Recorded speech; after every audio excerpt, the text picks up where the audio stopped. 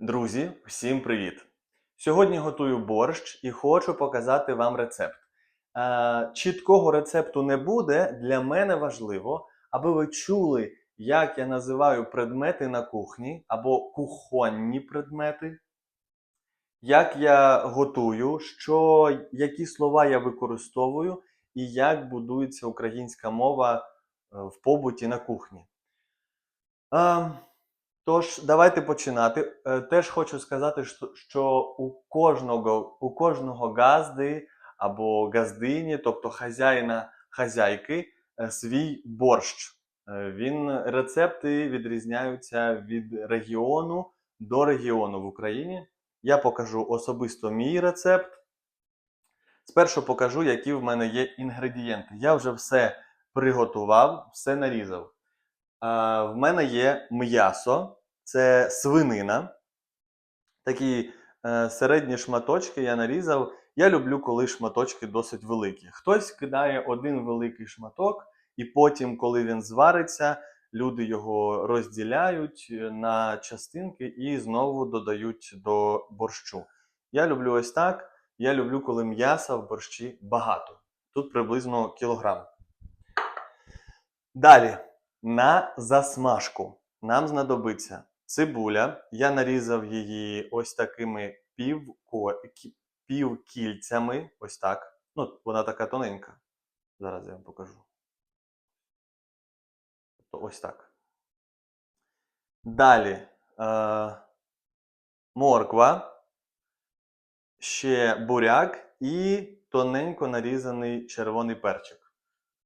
Потім покажу, як, що, коли і скільки додавати. Також я маю капусту. Теж, бачите, вона така, треба її максимально тоненько нарізати. Дуже вона така довга, тоненька, бачите? Ідеально. Так, це, звичайно, біла качанна капуста. Також картопля. В мене небагато, я її сильно не люблю.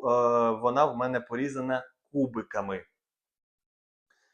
Далі в кінці я додам зелень, це кріп, і я дрібно нарізав часник.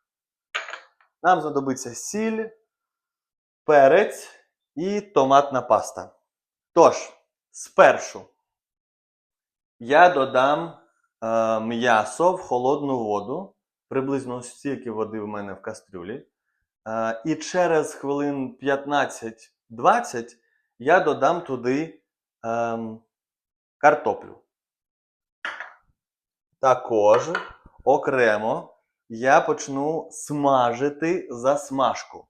Спочатку я додам в сковорідку, або дехто каже пательня. В пательню додам цибулю, пізніше трохи додам моркву і потім додам буряк і червоний перець. Все це має обсмажитись на олії. І потім я буду додавати це в борщ. Давайте дочекаємось, поки я це зроблю. Друзі, засмажка майже готова. Скоро я буду додавати це до кастрюлі з борщем. Звичайно, тут дуже багато, тому все сюди не піде. Залишиться. А поки вона готується, я хочу вам розповісти, які предмети на кухні я використовував. Це дощечка для нарізання. Я брав ніж, це ніж.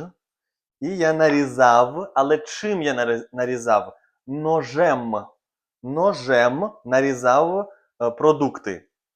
До речі, хочу сказати, що буряк я спочатку відварив, а потім натер на ось такій тертушці. Це тертушка. Я натирав на тертушці. Ось так моркву і буряк сюди. А капусту я різав на дощечці. Ось так. Це зрозуміло. Так, друзі, і наостанок. Зараз я додам до кастрюлі томатну пасту. За 5 хвилин до того, як зняти кастрюлю борща, зараз секунду, з плити додаємо капусту для того, щоб вона була хрумка. Тому що люди деякі додають її на початку або всередині. Я так не люблю. Я додаю майже в самому кінці капусту. Потім додаємо зелень, спеції, можна додати ще лаврового листу. І, в принципі, борщ буде готовим. Ну що, друзі, борщ готовий. Як перевірити? Має стояти ложка. Ось так. Суп має бути, тобто борщ має бути не рідкий, так, а густий. Тепер можна і спробувати ось так. Побільше. Я вже так хочу. І більше м'яска. Ось воно. Ось. Ось він, червоний борщ. А, гарячий теж. Я думаю, вам видно. Ось м'яско. Все тут. Дуже пахне. Куштуємо. Ммм.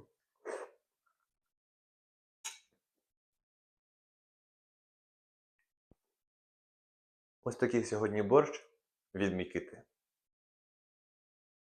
Визнання борщу ЮНЕСКО – це визнання його як українського надбання.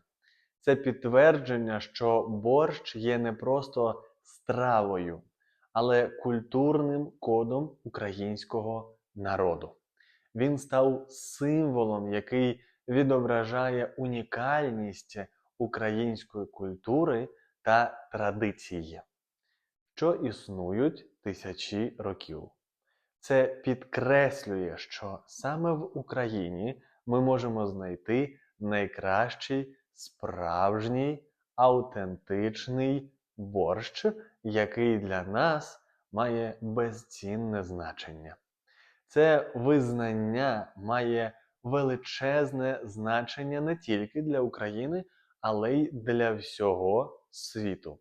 Адже воно наголошує на тому, що культура і традиції кожної нації важливі.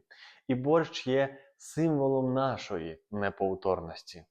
Борщ історично має навіть дуже різні варіації, залежно від регіону, сезону та індивідуальних смаків. Ось декілька цікавих варіантів. Борщ з вишнею, холодний борщ, борщ на квасі, борщ з яблуками, вегетаріанський борщ, львівський борщ з копченостями, борщ з червоним вином, борщ з селянським салом, борщ на грибах і борщ з вишнями. Ну і у піст або в голодні часи наші предки часто варили борщ з рибою без м'яса. Така страва була популярна на Черкащині, батьківщині Тараса Шевченка. А друзі поета називають її однією з улюблених страв Кобзаря. Борщ з карасями, який любив Шевченко, готували з висушеної в печі риби. Я не знаю жодного з останніх перечислених рецептів, ніколи не коштував і не знаю жодну людину, яка б так готувала борщ. Хтось обов'язково напише, що борщ без квасолі не борщ. В моїй сім'ї квасолю у борщ не додають, але повірте, він дуже смачний. Ось такі історії, друзі, пишіть ваші рецепти борщу. Сподіваюсь, для вас це було корисно. Пишіть ваші враження і нехай проблеми та незгоди не роблять вам в житті погоди. Бувайте!